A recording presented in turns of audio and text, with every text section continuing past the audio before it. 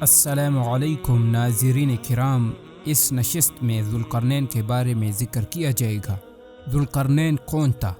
ذوالقرنین ان 4 بادشاہوں میں سے ایک تھا جس نے تمام دنیا پر حکومت کی تھی۔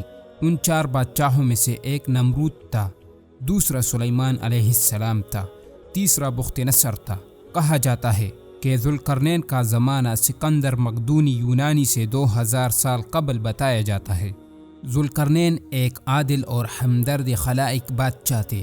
انہوں نے مشرق سے مغرب تک سفر کر کے جگہ جگہ مظلوموں کا ساتھ دیا اور ظالموں کو ان کے ظلم کی سزا دی۔ ذوالقرنین کے بارے میں اکثر لوگوں کی رائے یہ ہے کہ وہ نبی تھے، اور یہ بھی کہا گیا ہے کہ وہ رسول تھے، اور کچھ لوگ کہتے ہیں کہ وہ اللہ کا ایک نیک بندہ اور عادل بادشاہ تھے اور اللہ کا ولی تھے، اس کو اللہ کی طرف سے الہام ہوتا تھا۔ ذوالقرنین کا ذکر سابق آسمانی کتب میں بھی موجود ہے۔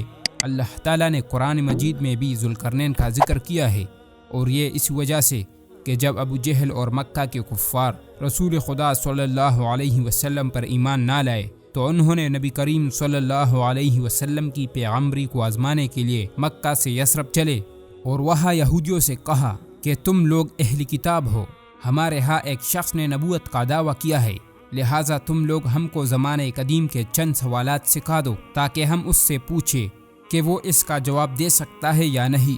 تب یہودیوں نے ان سے کہا کہ تم لوگ اس شخص سے روح، اصحاب کہف اور ذوالقرنین کے بارے میں پوچھو، اگر وہ ان سوالات کا جوابات دے تو وہ واقعی اللہ تعالیٰ کا پیغمبر ہے۔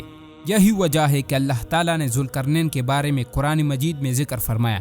ذوالقرنین کی وجہ تسمیہ کیا ہے؟ اس بارے میں مورخین میں باہم اختلاف پایا جاتا ہے کہ ان کی وجہ تسمیہ کیا تھی۔ کسی نے بتایا ہے کہ ان کے سر کے 2 حصے الگ الگ نظر آتے تھے، اس لیے ان کا یہ نام پڑا۔ کچھ دوسرے لوگ کہتے ہیں کہ انہوں نے مشرق و مغرب کی جے اقتران دیکھی تھی، اس لیے وہ اس نام سے مشہور ہو گئے۔ یہ بھی کہا جاتا ہے کہ وہ مشرق و مغرب کے درمیانی علاقوں کے بادشاہ تھے، اس لیے وہ اس نام سے مشہور ہوئے۔ حضرت علی رضی اللہ عنہ کا یہ قول مشہور ہے کہ ذوالقرنین ایک نبی تھے جو اپنی قوم کو ہدایت دیا کرتے تھے، لیکن ان کے کچھ مخالفین اور دشمنوں نے ان کی کن پٹی پر ضرب لگائی تھی، جس سے وہ وفات پا گئے، لیکن اللہ تعالیٰ نے انہیں اپنی قدرت سے دوبارہ زندہ کر دیا تھا۔ تاہم ان کے انہی دشمنوں نے ان پر حملہ کر کے ان کی دوسری کن پٹی بھی پاڑ دی، جس سے وہ پھر وفات پا گئے۔ اس لیے انہیں ذوالقرنین یعنی 2 زمانوں والا یا 2 زندگیوں والا آدمی کہا جاتا ہے۔ ایک حدیث میں ذوالقرنین کا تعلق حمیری قبیلے سے بتایا گیا ہے، اور یہ بھی بتایا گیا ہے کہ ذوالقرنین ایک دانش مند اور فلسفی تھے، اس لیے انہیں ان کی غیر معمولی ذہانت و ذکاوت کی وجہ سے ذوالقرنین کے نام سے یاد کیا جاتا ہے۔ ذوالقرنین کا اصل نام کیا تھا؟ ان کا نام عبداللہ ابن ضحاک ابن معد تھا، لیکن بعض روایت میں ان کا اصل نام مصعب ابن عبداللہ ابن قنان ابن منصور ابن عبداللہ ابن عازر ابن عون ابن بنت مالک ابن زید ابن کہلان ابن سبا ابن کہتان بتایا گیا ہے۔ کہا جاتا ہے کہ ذوالقرنین کے ساتھ رفاتیل نام کا ایک فرشتہ رہا کرتا تھا۔ ایک روز انہوں نے اس فرشتے سے دریافت کیا کہ آیا اسے معلوم ہے کہ روئے زمین پر کوئی ایسا چشمہ ہے جسے آب حیات کہا جاتا ہے؟ تو اس فرشتے سے اس چشمے کی نشاندہی کے بعد ذوالقرنین اس چشمے کی تلاش میں روانہ ہوئے اور خضر علیہ السلام کو رہنمائی کے لیے آگے رکھا، لیکن جب وہ سرزمین ظلمات کی وادی میں پہنچے تو خضر علیہ السلام نے آگے بڑھ کر اس چشمے کا پانی پی لیا، لیکن ذوالقرنین کو اس جگہ کا پتہ نہیں بتایا۔ البتہ جب ذوالقرنین اپنے لشکر میں لوٹ کر گئے تو مذکورہ بالے فرشتے نے ان سے کہا کہ خضر ایک پتھر دے گئے ہیں۔ ذوالقرنین نے وہ پتھر اس زمانے کے علماء کو دکھایا تو انہوں نے اسے بڑا وزنی محسوس کرتے ہوئے ترازو کے ایک پلڑے میں رکھا اور دوسرے پلڑے میں بہت سے پتھر رکھے، لیکن پہلا پلڑا پھر بھی نیچا رہا۔ انہوں نے اور بڑے بڑے پتھر اس دوسرے پلڑے میں رکھے، لیکن وہ بھی اس پہلے پلڑے کے برابر نہ آ سکے جس میں وہ پتھر رکھا تھا۔ اس وقت حضرت خضر علیہ السلام وہاں آ گئے اور انہوں نے دوسرے پلڑے سے سارے پتھر نکال کر اس کی جگہ ایک مٹھی بھر مٹی رکھ دی، تو وہ پہلا پلڑا جس میں وہ سب سے زیادہ وزنی پتھر رکھا تھا فوراً اوپر ہو کر اس دوسرے پلڑے کے برابر آ گیا جس میں سے پتھر نکال کر مٹھی بھر مٹی رکھی گئی تھی۔ یہ دیکھ کر وہاں موجود سب لوگ بشمول علماء حیران رہ گئے۔ خضر علیہ السلام نے ذوالقرنین کو بتایا کہ ہر انسان در حقیقت ایک مشت خاک ہے اور آخر کار اسے ایک دن حضرت آدم علیہ السلام کی طرح مر کر خاک ہو جانا ہے۔ یہ مشیت باری تعالیٰ ہے، لہٰذا کسی انسان کو دنیا میں حیات ابدی کی تمنا نہیں کرنا چاہیے۔ حضرت خضر علیہ السلام کی یہ گفتگو سن کر وہ سارے علماء جو اس وقت وہاں موجود تھے تعظیماً حضرت خضر علیہ السلام کے سامنے جھک گئے۔ واللہ اعلم۔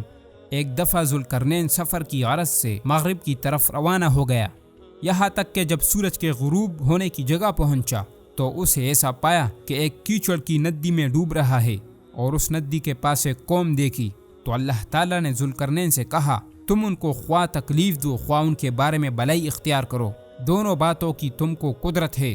ذوالقرنین نے کہا کہ جو ظلم کرے گا اسے ہم عذاب دیں گے، پھر جب وہ اپنے پروردگار کی طرف لوٹایا جائے گا تو وہ بھی اسے برا عذاب دے گا، اور جو ایمان لائے گا اور عمل نیک کرے گا اس کے لیے بہت اچھا بدلہ ہے، اور ہم اپنے معاملے میں اس پر کسی قسم کی سختی نہیں کریں گے بلکہ اس سے نرم بات کہے گے۔ پھر ذوالقرنین نے ایک اور سفر کا آغاز کیا، یہاں تک کہ سورج کے طلوع ہونے کے مقام پر پہنچا تو وہاں بھی ایک قوم کو دیکھا۔ سورج ایسے لوگوں پر طلوع کرتا ہے کہ اللہ تعالیٰ نے انہیں کے لیے سورج کے اس طرف کوئی اونٹ نہیں بنائی تھی۔ پھر ذوالقرنین نے ایک اور سفر کا آغاز کیا، یہاں تک کہ دو پہاڑوں کے درمیان پہنچا تو دیکھا کہ ان کے اس طرف بھی کچھ لوگ ہیں کہ بات کو سمجھ نہیں سکتے۔ ان لوگوں نے کہا کہ ذوالقرنین، یاجوج اور ماجوج زمین میں فساد کرتے رہتے ہیں، بھلا ہم آپ کے لیے خرچ کا انتظام کر دیں کہ آپ ہمارے درمیان دیوار کھینچ دے۔ ذوالقرنین نے کہا کہ خرچ کا جو مقدور خدا نے مجھے بخشا ہے وہ بہت اچھا ہے، تم مجھے قوت بازو سے مدد دو، میں تمہارے اور ان کے درمیان ایک مضبوط دیوار بنا دوں گا۔ تم لوہے کے بڑے بڑے تختے لاؤ۔ چنانچہ کام جاری کر دیا گیا، یہاں تک کہ جب اس نے دونوں پہاڑوں کے درمیان کا حصہ برابر کر دیا۔ ذوالقرنین نے کہا کہ اب اسے دونگ کو، یہاں تک کہ جب اس کو دونگ کر آگ کر دیا تو کہا اب میرے پاس تانبا لاؤ کہ اس پر پگھلا کر ڈال دوں۔ پھر یاجوج ماجوج میں یہ قدرت نہ رہی کہ دیوار پر چڑھ سکے، اور نہ یہ طاقت رہی کہ دیوار میں نقب لگا سکے۔ ذوالقرنین بولا کہ یہ میرے پروردگار کی مہربانی ہے، جب میرے پروردگار کا وعدہ آ پہنچے گا تو اس دیوار کو ڈھا کر ہموار کر دے گا، اور میرے پروردگار کا وعدہ سچا ہے۔ یعنی ذوالقرنین نے جس دیوار کو تعمیر کیا تھا اس دیوار کے ادھر ادھر دو قدیم قبیلے آباد تھے، جن میں سے ایک قبیلہ یاجوج ماجوج کا تھا، جو اکثر اس دیوار کی تیاری سے قبل دو پہاڑوں کے درمیان حصے کو عبور کر کے دوسرے قبیلے پر حملہ آور ہوتا تھا۔ اس لیے ذوالقرنین نے اس مظلوم قبیلے کی حفاظت کے لیے وہ دیوار اسی طرح تعمیر کر دی تھی جس طرح اس کا ذکر قرآن مجید میں آیا ہے۔ جب ذوالقرنین کے موت کا وقت آ گیا تو انہوں نے اپنی والدہ کو وصیت کی کہ ان کی وفات کے بعد وہ ایک دعوت کرے اور اس میں صرف عورتوں کو بلائے، لیکن ان سے کہہ دے کہ جس عورت کا کوئی بچہ اس کے سامنے نہ مرا ہو وہ اس کانے کے کسی برتن میں ہاتھ نہ ڈالے۔ چنانچہ اس کی وفات کے بعد انہوں نے اپنے بیٹے کی وصیت پر عمل کیا، لیکن ذوالقرنین کی والدہ کی وصیت کی دوسری بات کہنے پر اس دعوت میں موجود ہر عورت نے کانا کانے سے معذرت کر لی۔ تو ذوالقرنین کی والدہ نے ان عورتوں سے پوچھا کہ کیا تم میں سے کوئی عورت ایسی نہیں جس کا ایک بیٹا بھی اس کے سامنے نہ مرا ہو؟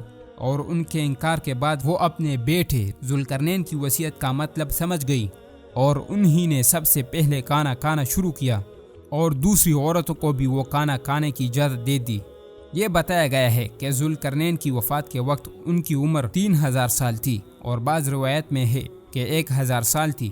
حضرت علی رضی اللہ عنہ فرماتے ہیں ہر روز یاجوج اور ماجوج کوشش کرتے ہیں کہ دیوار ذوالقرنین کو توڑ کر باہر آوے، لیکن بحکم خدا نہیں توڑ سکتے۔ صبح سے شام تک اس دیوار کو سب چاٹتے ہیں، یہاں تک کہ ایک سوراخ کے مقدار رہ جاتے ہیں۔ پھر وہ لوگ آپس میں کہتے ہیں کہ کل سب توڑ دے گے اور پھر آسانی سے باہر نکل جائے گے، مگر وہ انشاءاللہ اپنی زبان سے نہیں بولتے، اس لیے وہ توڑ نہیں سکتے۔ بس صبح سے شام ان کا یہ معمول ہے، اور جب ان کا خروج ہوگا قیامت کے نزدیک تو اس قوم میں ایک لڑکا مسلمان پیدا ہوگا۔ جب وہ بڑا ہوگا تو انہی لوگوں کے ساتھ مل کر بسم اللہ کر کے دیوار چاٹنا شروع کرے گا، اور پھر اللہ پڑھے گا کہ کل انشاءاللہ اس کو توڑ ڈالوں گا۔ جب وہ خدا کے حکم سے دیوار ذوالقرنین توڑے گی، اس کے بعد یاجوج ماجوج اس دیوار سے باہر نکل آئے گی۔ جب وہ دیوار سے نکلے گے تو سب سے پہلے ملک شام میں آئے گے۔ روایت ہے کہ طول اس دیوار کا 36 کوس، عرض اس دیوار کا 150 کوس اور اونچائی 70 گز ہے۔ اب اس نشست کا اختتام ہونے والا ہے، آئندہ گفتگو جاری رہے گی۔